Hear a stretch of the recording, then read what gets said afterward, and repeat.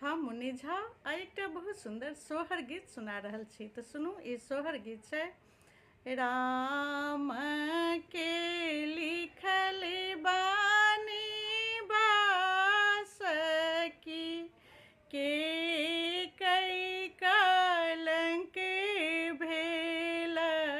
रे, ललिन रे ओहि छाने सीता विचारली, राम बाने रहता रे,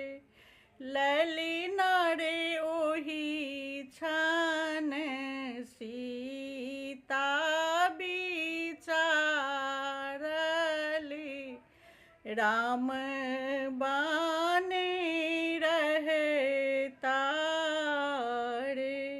जाऊं सीता रहती महली में, राखब नायन बिचरे, जाऊं सीता रहती महल बीच, राखब नायन बिचरे, ललिन रे अंगनाहि कुआँ खूना, एब सीता के नहाए बरे,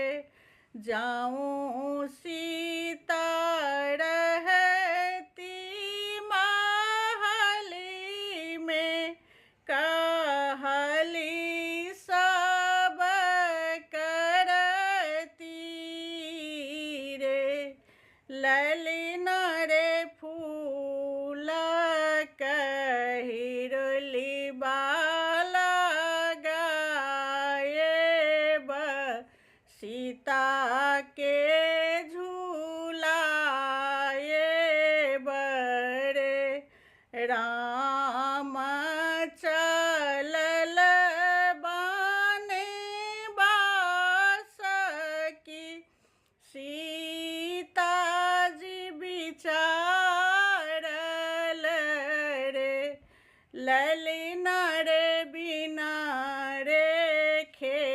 बैया के नाव की, बिचही भसियाए तरे, पहिरी ओढ़िए सीता ठाड़ी भेली, धरती कलपी गेल रे, ललिन रे अवधक